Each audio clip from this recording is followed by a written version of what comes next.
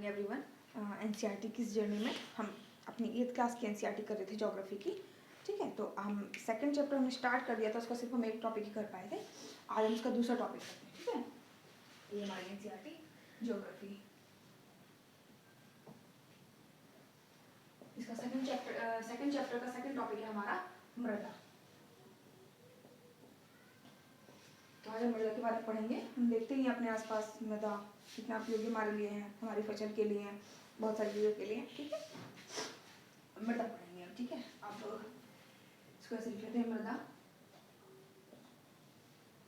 सबसे पहला पॉइंट होता है कि मृदा क्या है। ठीक है, मृदा क्या है। अब मृदा क्या है, उसके बाद पॉइंट आता है कि मृदा का निर्माण कैसे होता है, बनती कैसे है मृदा। ठीक है, मृदा का निर्माण, मृदा का निर्माण। तो फिर अगला पॉइंट आता है कि मृदा के निर्माण को प्रभावित करने वाले कारण। ठीक है, मृदा निर्माण को प्रभावित करने वाले कारण। ठीक है, और चौथा पॉइंट हमारा हो जाएगा मृदा निम्नीकरण। देख ही रहे हैं, करंट का काफी स्ट्रॉन्ग टॉपिक है मृदा निम्नीकरण, पर्यावरण से सीधे जुड़ा हुआ है। ठीक, अब मृदा निम्नीकरण तो फिर हम उसके संरक्षण के कुछ उपाय भी ढूंढेंगे। तो फिर अगला पॉइंट आता है मृदा संरक्षण। तो पहला टॉपिक है कि मृदा क्या है। सबसे पहले तो हम पहले चैप्टर से जान चुके हैं संसाधन, तो हमें पता है कि मृदा हमारा क्या है, प्राकृतिक संसाधन है, मानव ने तो बनाया नहीं है। ठीक है, मृदा क्या है, हमारा प्राकृतिक संसाधन है। ठीक है, अब मृदा की डेफिनेशन अगर हम जाने तो पृथ्वी के पृष्ठ पर दानेदार कणों की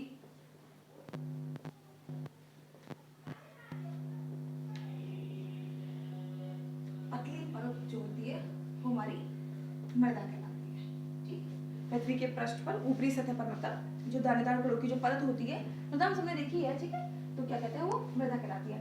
अब क्वेश्चन होता है कि मृदा का निर्माण, मृदा का निर्माण कैसे होता है। ठीक है, अब इसके लिए एक टर्म यूज की जाती है अपक्षय। जिस प्रक्रिया के द्वारा मृदा का निर्माण होता है उसके लिए वो कहते हैं अपक्षय। ठीक है, अब क्वेश्चन होता है कि अपक्षय, अब ये क्रिया क्या है। सपोज कीजिए ये कोई, ये हमारी कोई चट्टान है। ठीक है, छोटी चट्टान, बड़ी चट्टान है हमारी।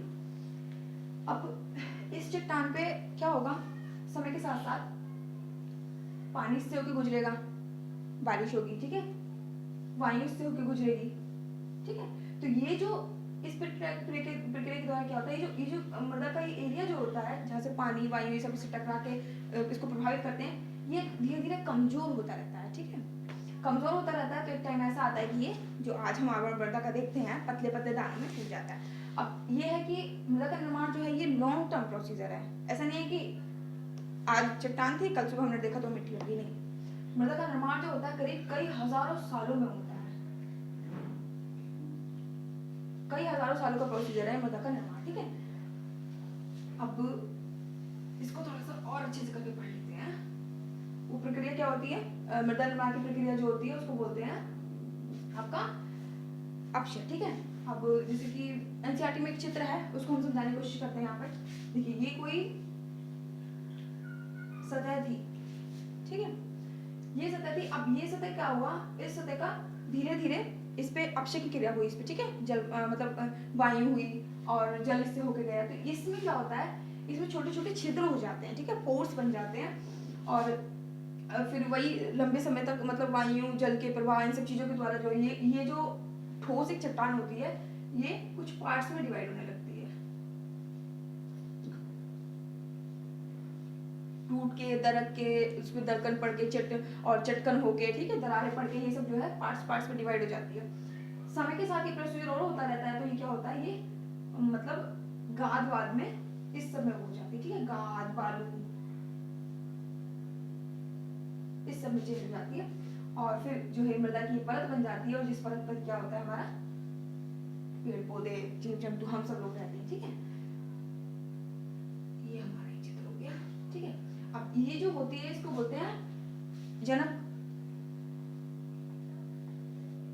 जनक चट्टान, जिसके द्वारा मृदा का निर्माण हो रहा है, ठीक है, वो जनक चट्टान होगी। इसको बोलते हैं हम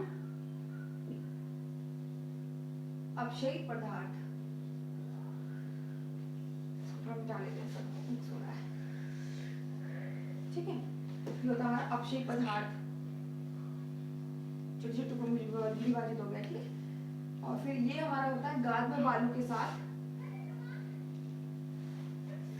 उपमृदा। और जो सबसे ऊपरी परत होती है, मतलब ह्यूमस रहता है, जीव जंतु रहते हैं, पेड़ पौधे रहते हैं, इसको बोलते हैं हम ह्यूमस, ह्यूमस व प्राणीजात के साथ ऊपरी मृदा, ठीक। तो ये हो गया हमारा मृदा के निर्माण का प्रोसीजर। अब हम पढ़ते हैं मृदा के निर्माण को प्रभावित करने वाले कारक कौन कौन से हैं, ठीक है। इसको बता देते हैं।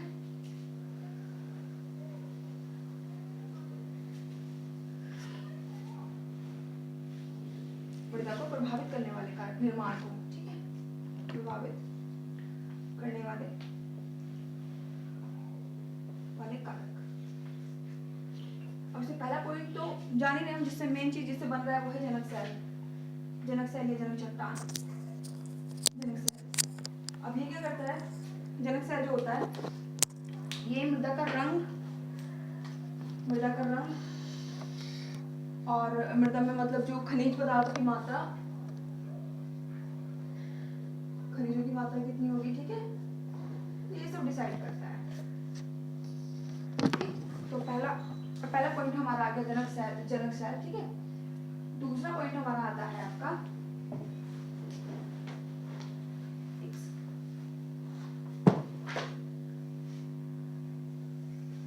ठीक है, दूसरा पॉइंट हमारा आता है उच्चावच, उच्चावच कह लो इसको, तुमता या ढाल, ठीक है। अब ये सब क्या करते हैं, ये मृदा का संचयन जो होता है उसको निर्धारित करते हैं, ठीक है, मृदा के संचयन का निर्धारण।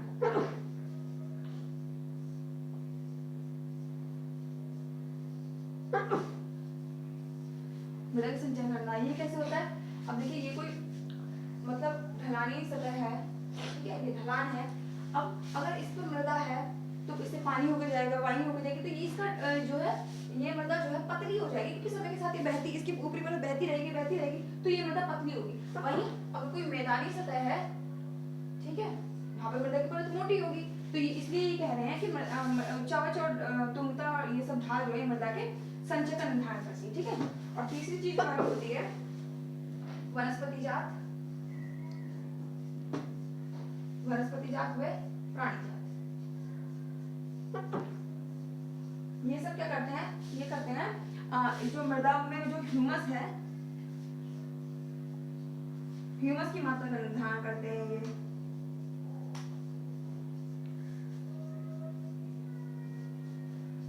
ठीक है, ह्यूमस की मात्रा का निर्धारण करते हैं। इसको 3 पॉइंट हमारे इसमें हो गए।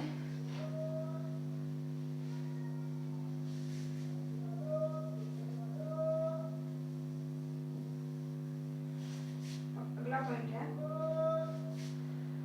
समय। समय का समय से क्या होता है, समय क्या करता है, समय मृदा की मोटाई को निर्धारित करता है, मृदा की मोटाई का निर्धारण, मृदा की मोटाई का निर्धारण करता है, ठीक है। तो ये हमने कुछ पॉइंट्स देखे जो मृदा के प्रभाव को निर्धारित करते हैं। अब अगला पॉइंट हमारा आता है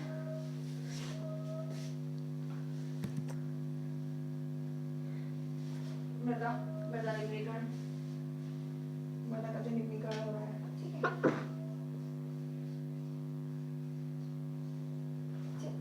अब मृदा का निम्नीकरण कैसे हो रहा है, देखिए सबसे पहले तो होता है, सबसे पहले हम देखते हैं वनोन्मूलन, ठीक है। वनोन्मूलन मतलब वन का विनाश।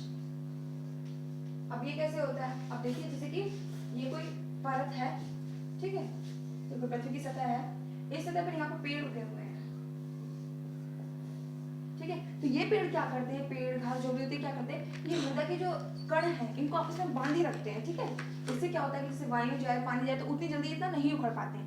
लेकिन वहीं अगर ये पेड़ सपोज करो पेड़ ना हो, इन पेड़ को हटा दिया जाए तो मृदा के कण आपस में संगठित नहीं रह पाते, ठीक है। तो इसलिए मृदा का जो अपरदन होता है वो जल्दी से हो जाता है, ठीक है। तो वनोन्मूलन क्या करता है, मृदा का निम्नीकरण करता है, ठीक है। एक सेकेंड,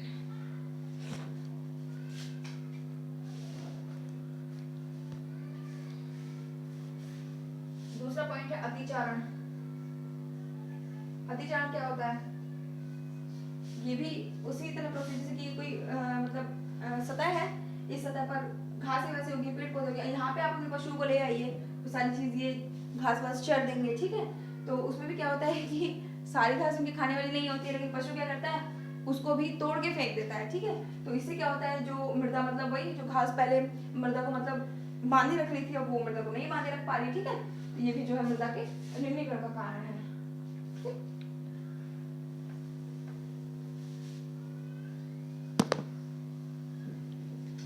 तीसरा पॉइंट है कीटनाशकों का प्रयोग, रासायनिक कीटनाशकों का प्रयोग, ठीक है।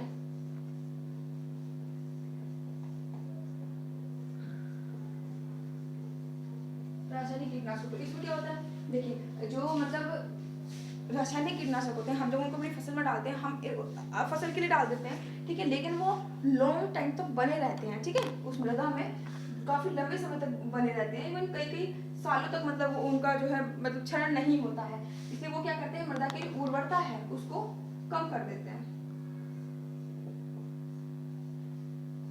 तो इसलिए हमें जो जैविक कीटनाशक है उनका मृदा में हमें अपनी फसल के समय यूज करना चाहिए, ठीक है। एक पॉइंट हो गया। और अगला पॉइंट हो सकता है कि जैसे वर्षा दोहन,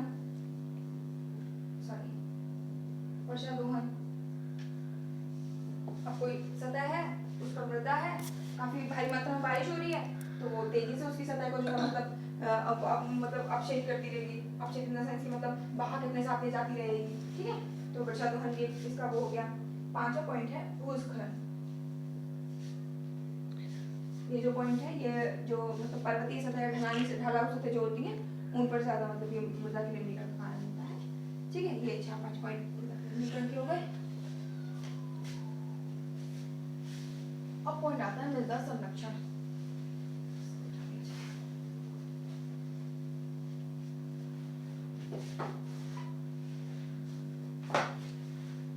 मृदा संरक्षण के उपाय,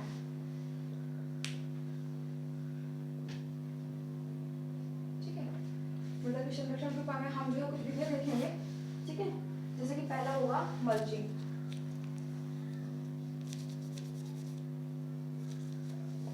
मल्चिंग में क्या करते हैं हम लोग, जैसे कि हमारा सपोज कि हमारा ग्राउंड है, ठीक है। इस ग्राउंड में यहाँ पे फसल उगी है, ये स्थान खाली है, यहाँ पे फसल उगी है, ये स्थान खाली है, यहाँ पे फसल उगी है, ये स्थान खाली। तो जो ये स्थान खाली होते हैं ना इन स्थानों को ह्यूमस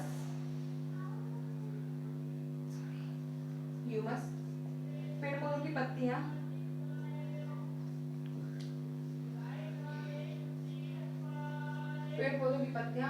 ठीक है, घास फूस, इन सब से जो इसको ढक दिया जाता है, जिससे कि क्या होता है कि ये जो लेयर है जो पहले मतलब इसमें फसल नहीं हुई है खाली पट्टी पर मतलब वैसे खाली पड़ी हुई है, इसमें क्या करते हैं हम इसकी आर्द्रता बनी रहती है, ठीक है। तो इसको पत्तों वगैरह से ह्यूमस से सब ढक दिया जाता है तो आर्द्रता इसकी बनी रहती है, ठीक है। तो ये मल्चिंग का प्रोसीजर हो गई, ये भी जो हमारा के संरक्षण का एक उपाय है, ठीक है।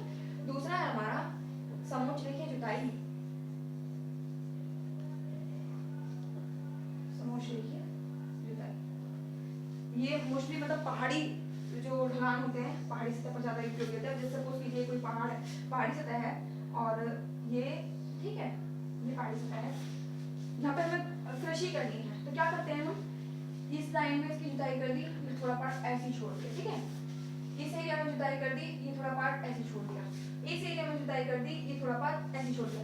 तो ये जो जहाँ हमने जुताई की ये जमीन आसपास के जमीन से थोड़ा सा नीचे हो जाएगी, ठीक है। तो पानी जाएगा तो जैसे पहले पानी मतलब सीधे एकदम बहा के लेके जा रहा था, अब पानी सीधे बहा के लेके नहीं जाएगा, पानी इसमें रुकेगा, ठीक है, फिर इससे निकलेगा, फिर इसमें रुकेगा, फिर तो ये पानी के लिए अवरोधक का कार्य करेंगे, पानी के लिए अवरोधक का कार्य करेंगे, ठीक है, पानी के लिए अवरोधक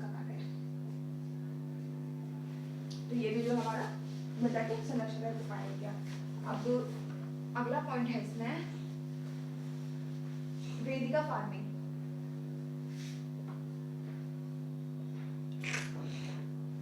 वेदिका फार्मिंग इसलिए करते हैं हम, जो फैलाव सतह है इस पे, ये एरिया है जहाँ पे हमें जुताई करनी है, मतलब सॉरी यहाँ पे फसल उगानी है, ठीक है। इसको पहले पार्ट में बांट लेते हैं, पार्ट में बांट के फिर मिट्टी की जो है छोटी छोटी मेढ़े बना देते हैं इस पे, ठीक है। ये हमारी बन गई मेढ़। सेम ये भी भाई कि अगर पानी यहाँ से होकर गुजरेगा तो क्या कहते हैं, सीधे पानी मतलब एकदम तेज बहाव के साथ नहीं जाएगा, रुक रुक कर जाएगा। तो उसमें क्या होगा, जो पहले मतलब सीधे बहाव के साथ जब पानी जा रहा था तो मृदा जो पर्वतीय मृदा थी उसको पर्वतीय मतलब सॉरी पहाड़ी मृदा जो भी थी उसको नमी मिल नहीं पा रही थी उस फसल को। लेकिन अब जब पानी को रुक के जाएगा तो फसल के लिए जो उपयुक्त नमी होगी, ठीक है, वो हमें मिल जाएगी। तो ठीक है, ये भी हमारे वेदिक फार्मिंग इसके संरक्षण का उपाय हो गया मृदा के। अगला पॉइंट इसमें हम ले लेते हैं रक्षक मेखलाएं। रक्षक मेखलाएं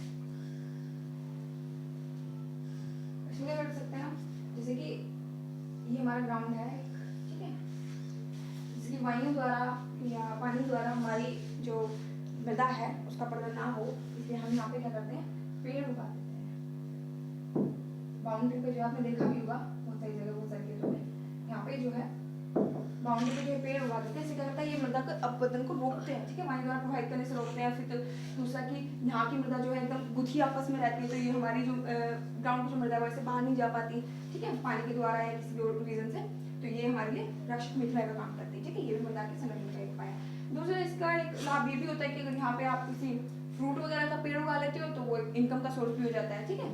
तो ये हो गया रक्षक मेखलाएं।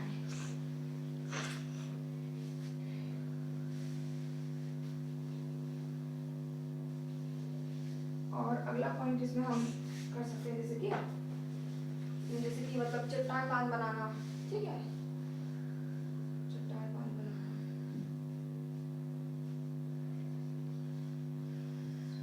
ये सारी चीजें जो है। और एक पॉइंट है बीज की फसल, हाँ एक पॉइंट है बीज की फसल उगाना, बीज की फसल उगाना।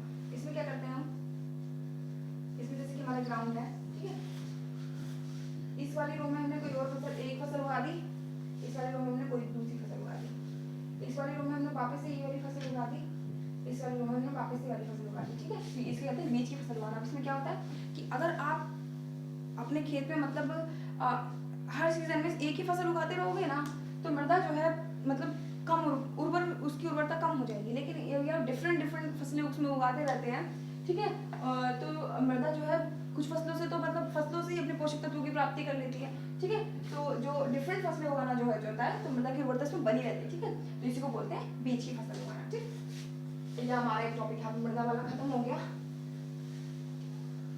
अब अगला टॉपिक है हमारा जल, ठीक है, जल अपना टॉपिक हमारा। अब जल भी एक प्राकृतिक संसाधन जानते हैं, संसाधन है, और जल एक नवीकरणीय प्राकृतिक संसाधन है। प्राकृतिक संसाधन है कैसे, नवीकरणीय है। अब इससे रिलेटेड कुछ पॉइंट्स हैं, जैसे कि ये हमारा अर्थ है, इस अर्थ का कम से कम 30% तो हमारा स्थल है, ठीक है, और 70% पे कम से कम हमारा जल है, ठीक। अब इस इतनी ज्यादा मात्रा में जल है, इसलिए अर्थ को हम क्या कहते हैं, ब्लू प्लेनेट भी कहते हैं, नीला ग्रह, ठीक है, पानी की अधिकता के कारण। अब ये जो 70% पानी है ये सारा हमारे यूज के लिए नहीं है, ठीक है। इस 70% पानी में से सिर्फ 2.7% पानी है जो कि अलवणीय है, ठीक है। अलवणीय मतलब जो कि मतलब मानव के उपयोग के लिए है, ठीक है। बाकी सब तो खारा पानी है, लवणीय, बाकी सारा जो है लवणीय पानी, ठीक है। अब इस 2.7% का भी जो मतलब इस 2.7 का सिर्फ 1% पार्ट जो है वो भी हमारे लिए मौजूद है, मौजूदा समय मतलब हमें उपलब्ध है। इसको लिख लेते हैं, उपलब्ध है। किस रूप में ये उपलब्ध है हमें, मतलब गंगा बोल रहे हैं, नदी, तालाब, और नदी तालाब और जलवास, ठीक, और भौम जल, इस सब के रूप में हमें उपलब्ध है। और इसका जो बाकी बचा पार्ट है, ठीक है, वो हमारा अंटार्कटिका, ग्रीनलैंड, ठीक है, ये सब जो एरिया है इसमें जो है हिमचादरों के रूप में, हिमचादरों या हिमखंडों, इन सब के रूप में जो है पाया जा रहा है, ठीक है।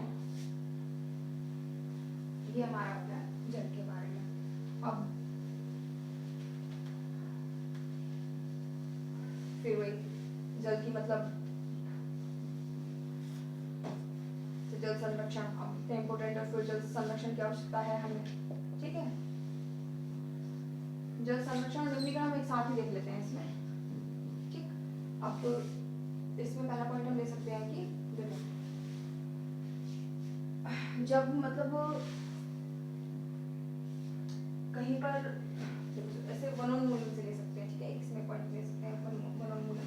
इसमें क्या होता है, जैसे मैंने बताया था कि कोई सतह है, उस पर अगर पेड़ उगे हुए हैं, ठीक है, मृदा को पानी रख रहे हैं, और एकदम से मतलब पानी जो है एकदम से चला नहीं, प्रवाहित तेजी से नहीं हो पा रहा है, प्रभावित, ठीक है, प्रवाहित, तो ये जो है मृदा संरक्षण, सॉरी, जल संरक्षण का एक उपाय है। लेकिन सपोज कीजिए अगर यहीं पेड़ नहीं होते तो पानी तेजी से पानी होकर चला जाता है यहाँ से, ठीक है।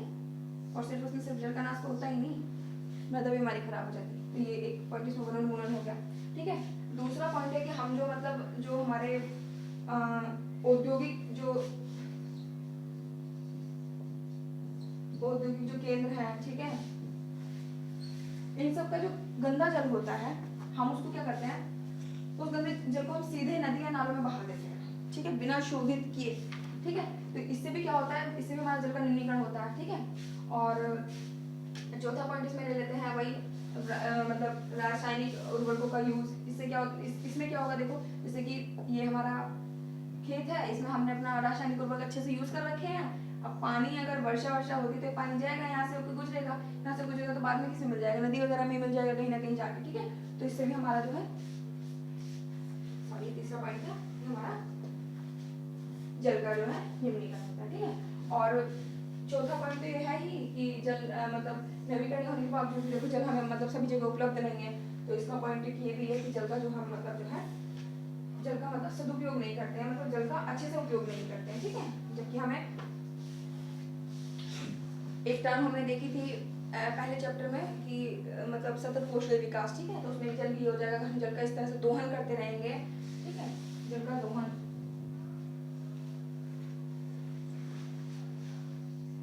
इस तरह से हम जल का यूज करते रहेंगे कि जिस तरह से भी हो रहा है, जल मौजूद होने के बावजूद भी, नवीकरण होने के बावजूद भी हमको हम बहुत सारी हमारी उसको पॉपुलेशन को जल नहीं मिल पा रहा है, ठीक है। अगर ऐसे ही चलता रहा तो फिर सतत पोषण विकास का जो लक्ष्य है हमारा, उसको हम कैसे प्राप्त करेंगे, ठीक है। उसमें जल भी एक महत्वपूर्ण भूमिका है, ठीक है। तो ये मोस्टली पॉइंट जल के कवर हो गए हमारे, ठीक है। अब थोड़ा सा बात कर लेते हैं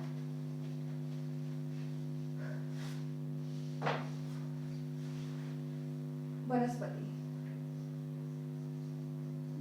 व प्राणी जाति।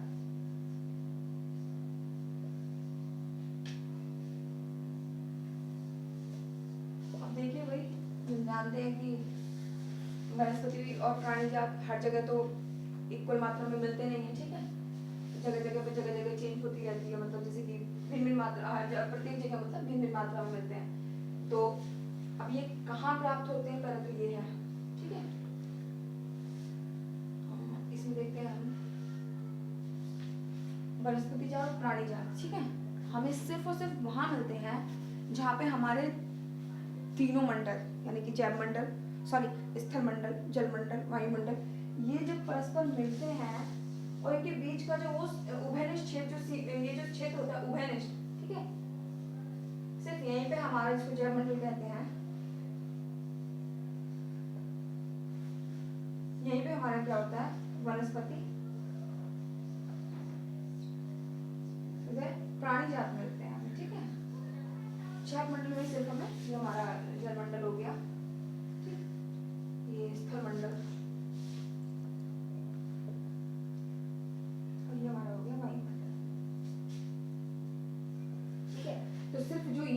एरिया है जैवमंडल जो है हमारा, सिर्फ वहीं पे हमें प्राणी जात और वनस्पति जात मिलते हैं। ठीक है, अब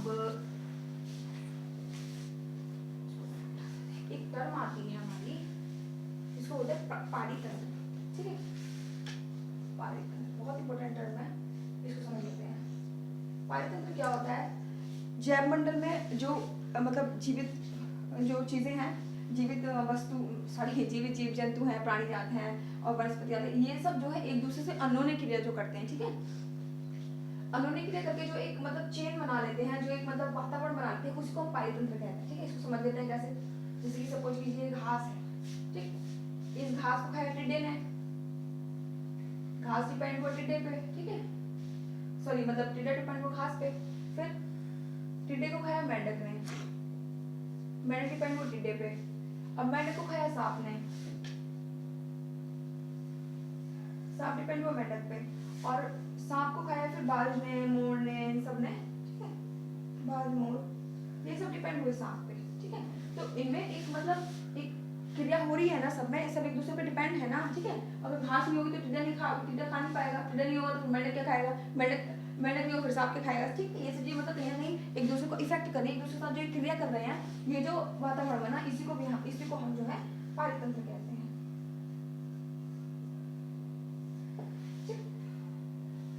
अब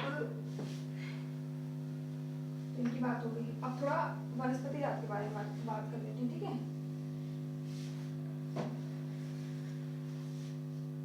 हम बात करते हैं प्राकृतिक वनस्पति का। जैसे हमने भी देखा कि वनस्पति ये सब हर जगह सेम मात्रा में नहीं मिलती है। ठीक है, प्राकृतिक वनस्पति का वितरण। अब इसका जो वितरण होता है, पहले बात तो यही कि प्राकृतिक वनस्पति कहते हैं किसे हैं। ठीक है, तो वे पेड़ पौधे या फिर मतलब घास, जो मतलब सारी चीजें आ गई उसमें, पेड़ पौधे, घास, छोटे छोटे झाड़ियाँ वाड़ियाँ जो चीजें, जब वो बिना किसी मानवीय हस्तक्षेप के उगते हैं तो उसको हम प्राकृतिक वनस्पति कहते हैं। ठीक है, इसमें जो है मानवीय हस्तक्षेप जो है नहीं होता है, बिना किसी मानवीय हस्तक्षेप के उगती है, तो इनको ही हम नहीं। ठीक है, इसको प्राकृतिक वनस्पति कहते हैं। अब प्राकृतिक वनस्पति का वितरण जो है दो कारकों पर निर्धारण उसका होता है, एक है तापमान, एक है आर्द्रता। ठीक है, अब जैसे तापमान के बारे में हम जानते हैं, भूमध्य रेखीय क्षेत्र जो है वहाँ पे तापमान ज्यादा होता है। ठीक है, तापमान ज्यादा होता है, इस कारण से वर्षा ज्यादा होती है, तो वहाँ पे क्या मिलता है हमें, वहाँ पे घने बसे जंगल मिलते हैं, ऊंचे ऊंचे वन मिलते हैं, सघन वन मिलते हैं। वहीं अगर कहीं आर्द्रता कम होगी तो मतलब वनों की सघनता, ये सब चीजें भी कम हो जाएंगी। जैसे कि आप रेगिस्तान की बात कर सकते हो। ठीक है, वहाँ आर्द्रता इतनी कम है कि वहाँ पे दूर दूर मतलब बहुत ही ज्यादा डिस्टेंस हमें जो है पेड़ पौधे वगैरह देखने को मिलेंगे। ठीक है, अब एक फिर अगला पॉइंट है कि प्राकृतिक वनस्पति का वितरण, सॉरी प्राकृतिक वनस्पति का वर्गीकरण।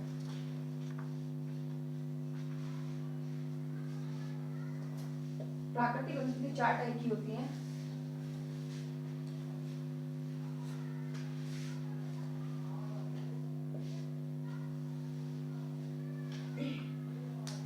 पहले तो आते हैं वन, दूसरा हमारे हो गए घास, और तीसरा हमारे हो गए ये गुल।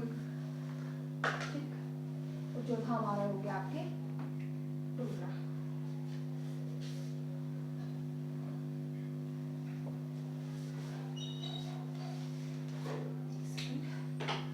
अब वन कहाँ पे उगेंगे, वन कहाँ उगेंगे जहाँ पे जो है जो वर्षा है, जहाँ पे वर्षा अधिक होती है। ठीक है,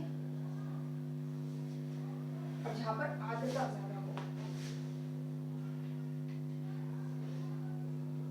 ठीक, वन के लिए हमारी ये रसायन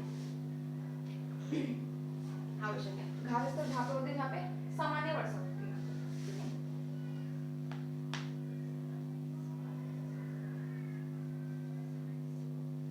और गुल को हम जैसे कि गुल के लिए शुष्क प्रदेश में गुल उगते हैं, शुष्क प्रदेश, और वर्षा बहुत ही कम होती है, वर्षा की मात्रा बहुत ही कम, जैसे कि इनको कंटीली झाड़ियाँ वगैरह ये सब है। ठीक है, एग्जाम्पल्स में ले सकते हैं, जैसे रेगिस्तान होने वाली, रेगिस्तान की कंटीली झाड़ियाँ। ठीक है, ये सब हमारे गुल का उदाहरण है। फिर टुंड्रा, टुंड्रा वनस्पति हमें वहाँ पे मिलती है उच्च अक्षांशीय क्षेत्रों में, ठीक है, उच्च अक्षांशीय क्षेत्रों में, जैसे कि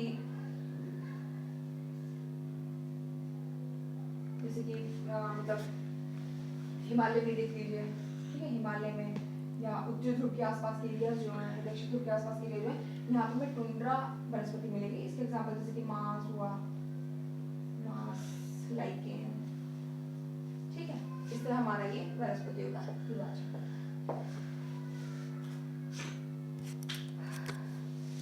अब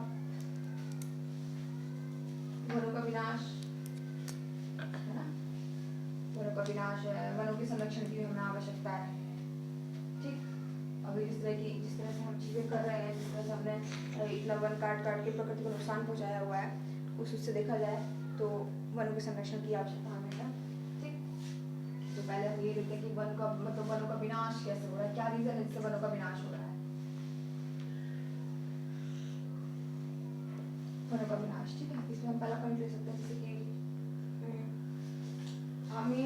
हम जब मतलब अपने आवश्यकताओं की पूर्ति के लिए ही वन काट देते हैं, जैसे कि उद्योग वगैरह स्थापित करने के लिए हमको कोई भी उद्योग स्थापित करने के लिए ज्यादा बड़ा एरिया चाहिए होता है, ठीक है, तो इसलिए जो है वनों का काटना,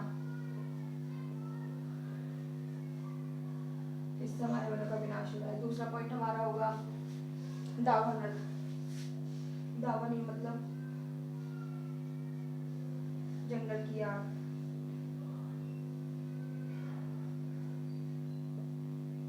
हमारे सुनते रहते हैं जैसे कि मतलब ब्राजील के जो अमेजन के वन हैं, ठीक है, अमेजन के वन या ऑस्ट्रेलिया के वनों में भी हाल फिलहाल में आग लग जाती है, तो कितने ही वन नष्ट हो जाते हैं, ठीक है, तो दावानल हो गया, वनों की आग, ये सब हो गया, ठीक है। और तीसरा पॉइंट समझ सकते हैं भूस्खलन। भूस्खलन जब एक एरिया पूरा इस तरह से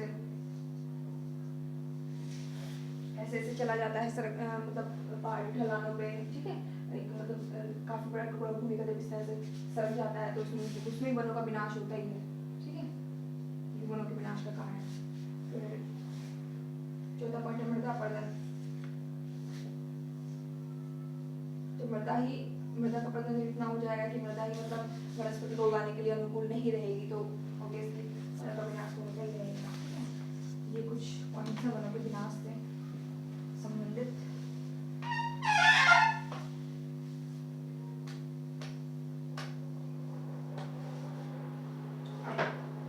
वनों का विनाश हो गया, ठीक है, वनों का मतलब विनाश का टॉपिक हमने पढ़ लिया। अब वनों का संरक्षण। वनों के संरक्षण का सबसे अच्छा तो ये है कि जो मतलब खाली पड़ी भूमि है उसमें सबसे पहले हम वन उगाएं, ठीक है। खाली पड़ी भूमि का उपयोग मतलब खाली पड़ी जो भूमि, पड़ती जो भूमि है, पड़ती भूमि का उपयोग ऐसे लिखेंगे, पड़ती भूमि का उपयोग हम अपने मतलब उसके लिए कर सकते हैं, अपने उद्योग धंधे स्थापित करने के लिए कर सकते हैं, अपनी आवश्यकताओं की पूर्ति करने के लिए कर सकते हैं। इससे क्या होगा कि इससे हमें जो है उनको स्थापित करने के लिए अपने वन नहीं काटने पड़ेंगे, ठीक है। तो एक पॉइंट तो ये हो जाएगा। दूसरा पॉइंट हम इसमें हो जाएगा कि क्या कहते हैं, ज्यादा से ज्यादा मतलब वनों को उपजाना, ठीक है, वनों को उपजाना। और अभी भी हमारे भारत में मोस्टली जो मतलब रसोई घर के जो कार्य होते हैं वो मतलब वनों की लकड़ी से ही होते हैं, उसमें भी वनों को काटा जाता है, ठीक है। तो ईंधन के जो है मतलब ईंधन के दूसरे रूपों का प्रयोग करना, ईंधन के लिए दूसरे साधनों का उपयोग है ना।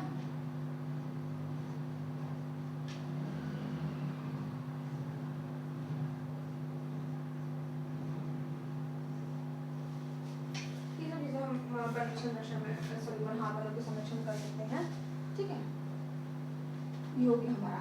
अब इसमें एक पॉइंट है, अभी सॉरी हम जल वाले जो टॉपिक था उसमें हमने जल की जो कुछ मतलब जल के संरक्षण के उपाय जो थे हमने वो नहीं बताए थे, उसको भी हम करते हैं। पहले हम देखते हैं कि जो ये तो वनों का संरक्षण हो गया, अब प्राणी जात, ठीक है, प्राणी जात का जो विनाश हो रहा है और उसके संरक्षण के कुछ उपाय, ठीक है, विनाश में उपाय। अब प्राणी जात में क्या हो रहा है, जैसे कि भारत में बहुत सारी जगह बहुत सारे जीव जंतुओं को इसलिए उनका शिकार किया जाता है, ठीक है, अवैध शिकार, व्यापार करने के लिए, उनके दांतों से बने हथियार, धातु से बनी जो चीज़ें हैं उनका व्यापार वगैरह करने के लिए जो है वनों को सॉरी प्राणियों को मार दिया जाता है। तो ठीक है, ये हो गया अवैध व्यापार, इन सब का अवैध व्यापार होता है। और दूसरा, प्राणी जात कैसे नष्ट हो रहे हैं, उनका विनाश कैसे हो रहा है, उनके हैबिटेट समाप्त हो जा रहे हैं। हैबिटेट मतलब उनका आवास। अभी जैसे हमने वनों के संरक्षण पढ़ा था कि सॉरी वनों मतलब वनों के विनाश में पढ़ा था कि हम क्या कर रहे हैं, वनों को काट रहे हैं। अब उस वो जो वन थे जिनको हमने काटा है वो किसी न किसी प्राणी का तो आवास रहे होंगे ना, किसी न किसी मतलब बहुत सारे प्राणियों का आवास रहे होंगे, तो हमने उनको उनसे आवास भी छीन लिया। आवास छीन लिया तो फिर वो जाएंगे कहाँ, ठीक है। तो ये भी जो है उनके विनाश का एक कारण है, ठीक। और तीसरा ये कि जंगल की जब आग है तो उसमें भी बहुत सारे जो है हमारे जीव जंतु जो है वो मारे जाते हैं। ये कुछ पॉइंट्स हो गए। अब इसके संरक्षण, प्राणी जात का संरक्षण कैसे होगा, इसमें क्या होता है कि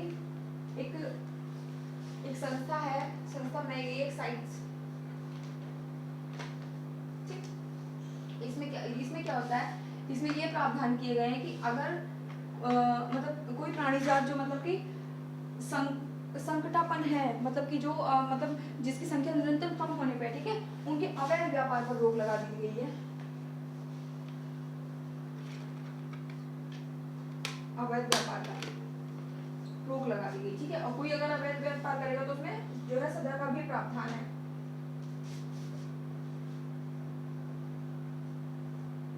कोई अवैध व्यापार करता है तो उसमें सजा का भी प्रावधान है, ठीक है। और एक पॉइंट ये हो गया। दूसरा हो गया IUCN लिस्ट।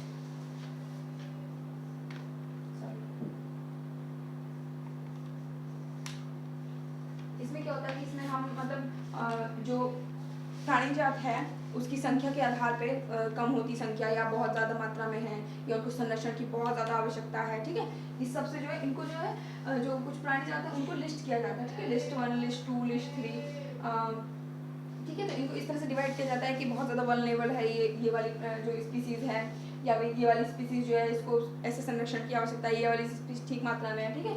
तो इससे क्या होता है कि इससे एक जागरूकता बढ़ती है। जागरूकता ये बढ़ती है कि अगर हमें पता है कि ये स्पीसीज एकदम जो है लुप्त के कगार पर है, तो हम उसके संरक्षण के लिए कुछ उपाय कर सकते हैं, ठीक है। जैसे कि अभी हम क्या करते हैं, जैसे कि टाइगर रिजर्व हमने बना रखे हैं, टाइगर रिजर्व बना रखे हैं हमने, ठीक है। और हमने मतलब बहुत सारे जो है नेशनल पार्क्स बना रखे हैं, ठीक। तो ये सारे जो मतलब उपाय हैं ये हमारे प्राणी जात के संरक्षण के लिए हैं।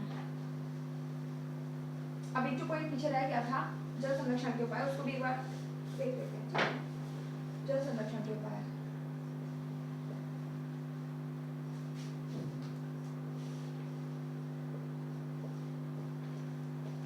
अब जल संरक्षण के उपाय में सबसे पहला आ जाएगा कि अधिक वन उपजाना। अब ये कैसे इसमें सहायता करेगा, देखिए जब वन ज्यादा होते हैं, सघन वन होते हैं, तो क्या करते हैं कि जब बारिश होती है, बारिश का पानी इनसे होके जाता है, तो इनकी जो जड़ें होती हैं इस पानी आसपास के पानी को और उस पानी बारिश का पानी जो होता है जो आसपास इकट्ठा हो जाता है उसको जो है भूमि के मतलब भूम जल में मिलाने का कार्य करती है, ठीक है। जड़ें जो है नीचे ले जाती हैं उसको पानी को, ठीक है। तो ये जो हमारा भूम जल का स्तर इससे ऊपर हो जाता है, भूम जल का स्तर ऊपर हो जाता है, ठीक। पहला पॉइंट तो ये है अधिक वन उपजाना।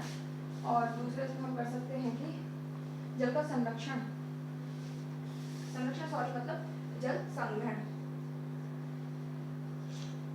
अब ये हम कैसे कर सकते हैं, जैसे कि देखिए ये हमारा घर है, एक इसका एक बार इसका ये हो सकता है, ये हमारा घर है, इसकी छत है, ये छत पे जब बारिश का पानी हो तो बारिश का पानी इस पे जमा हो जाएगा। अब हम काम कर सकते हैं, यहाँ पे आसपास कोई गड्ढा खोद के अगर इस पानी को पाइप के जरिए यहाँ पे भेज दिया जाए, गड्ढे में भेज दिया जाए, तो यहाँ पे जल संरक्षित होगा कि नहीं होगा, ठीक है। यहाँ पे जल का संरक्षण हो जाएगा। और ये भी जो हमारे भौम जल जो है हमारा, उसमें भौम जल में वृद्धि करेगा हमारी, भौम जल में वृद्धि। और एक पॉइंट ये हो सकता है कि मतलब फसल के मतलब खेती के दौरान हम जो है स्प्रिंकलर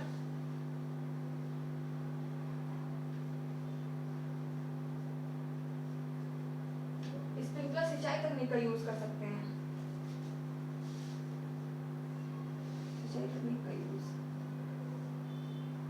इसमें क्या होता है, जैसे हमारी फसल है, ठीक है, इसमें यहाँ पे पूरे में पाइप बिछा दिए जाते हैं और इस पाइप में छोटे छोटे छिद्र कर दिए जाते हैं और ये इस पानी जो होता है वो मतलब एक तरीके से पूरा पाइप से न, पहले जो पारंपरिक विधि है कि पाइप से पूरा पानी डाल दिया जाता है, पाइप से न डालने की जगह इसमें क्या करते हैं, हल्के हल्के फुहारों के रूप में पानी जो है खेत में ऐसे फव्वारे के रूप में पूरे खेत को पानी मिलता रहता है, ठीक है। तो ये भी हमारे एक सिर्फ जल संरक्षण का उपाय नहीं है, ये मृदा संरक्षण का भी एक उपाय हो जाएगा, है ना। ठीक है, अब एक पॉइंट आता है हमारा कि टपकन विधि, मतलब एक सिंचाई की तहत टपकन सिंचाई तकनीक का उपयोग। इसमें क्या करते हैं, इसमें जैसे कि हमारी फसल होती है, यहाँ हमारा पौधा है, इसमें क्या करते हैं, पाइप के जरिए जो पानी है वो पानी सिर्फ इसकी मतलब जड़ में दिया जाता है, हर पौधे की जड़ में दिया जाता है, वो भी बूंद बूंद के रूप में। इससे भी क्या हमारा जल संरक्षण तो होगा ही और फिर मृदा संरक्षण भी इसमें हमारा होगा। दूसरा जो एक प्रॉब्लम हो जाती है कि खरपतवार खेत में उग जाते हैं जो सिर्फ खेती को भी नष्ट कर देते हैं, आसपास के पेड़ पौधों को भी नष्ट कर देते हैं, तो वो खरपतवार भी नहीं उगेंगे क्योंकि उनको पानी मिलेगा ही नहीं, ठीक है। पानी सिर्फ हम उस पेड़ की जड़ में ही डालेंगे, और बाकी सब ये छोटे मोटे उपाय तो हम अपने इससे सही कर सकते हैं। जैसे कि ये भी मतलब एक इसका पॉइंट ये भी हो सकता है कि मतलब जो उद्योग वगैरह का जल है उसको मतलब शोधित करके तब इसमें बहाया जाए। दूसरा, हम अपने घर में वो कर सकते हैं कि वॉशिंग मशीन में कपड़े धुलने की जगह हम हाथ से धुल सकते हैं, वॉशिंग मशीन ज़्यादा पानी लेता है। और जो मतलब सब्जी धुलने के बाद ये सब पानी जो है उसको मतलब अपने गमले में डाल दें हम, ठीक। तो ये सब भी कुछ उपाय हो सकते हैं, ठीक है। तो ये हमारा यहाँ पे आज चैप्टर खत्म हो गया, अगला हम अगली वीडियो में करेंगे, ठीक है।